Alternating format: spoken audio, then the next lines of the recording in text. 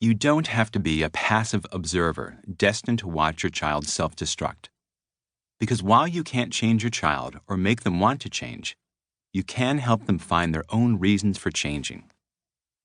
To that end, we'll cover an effective practice called motivational interviewing, or MI. If you have an anxious, unmotivated, or resistant child, trying to force them to face their fears, work harder, or to comply with you is destined to be a waste of time, but you can adjust your response to their behaviors in ways that result in change. As you'll see, sometimes the greatest power comes from simply looking at your own feet, not directing theirs. Making it about what they want. The language of motivational interviewing. William Miller is a psychologist who worked with problem drinkers in the 1980s and noticed that when he tried to help by pointing out all the logical benefits of drinking less, it didn't help at all. His clients were deeply entrenched in denial. Miller knew a lot about addiction, but he was also interested in the science of change. And so instead of trying to change his clients' minds, he helped them explore their own experience of alcohol use and how it affected their lives. He expressed empathy and affirmation and guided them in examining possible reasons for change. It turned out that this strategy opened up far more capacity for changes in behavior, as his clients often reduced their drinking without any actual treatment. William and his colleague, Stephen Rolnick, went on to develop motivational interviewing, MI, a guiding style of conversation that puts intrinsic motivation front and center. A great insight of MI is that most people are ambivalent about changing, even when their problems are tearing their lives apart.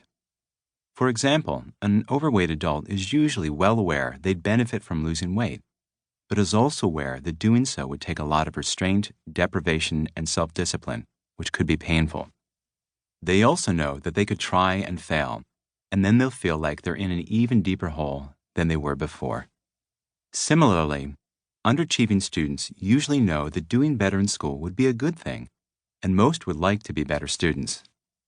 At the same time, they're aware that even if they try as hard as they can, they might still not do well, which can be pretty disheartening.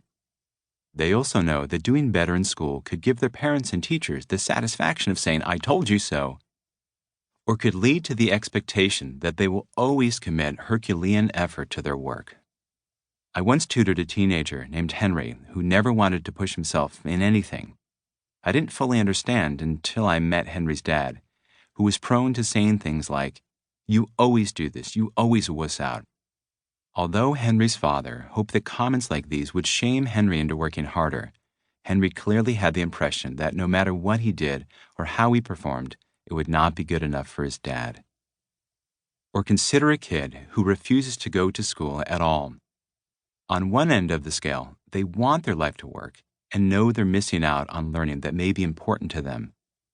On the other end of the scale, they may have anxiety, fear of not being able to accomplish their goals, and fear of not being able to handle things if they do. When the parent's righting reflex gets activated, they focus on the end of the scale that pushes them to make their kid's life work. School is important. Their kid will then predictably voice the other side of their ambivalence and defend the status quo. "It's no big deal. School is stupid anyway." They will cling to the other end in order to maintain balance. Miller and Rolnick found the same thing with their clients. If they argued one side of a client's ambivalence about drinking, the client would argue the other side. The plain truth is that it's exhausting to feel ambivalent, to have mixed feelings about anything important to you. It's much easier to think you have one outcome definitively, or that you definitely don't, than to wrestle with feeling both ways. But we all, including our kids, have to do just that.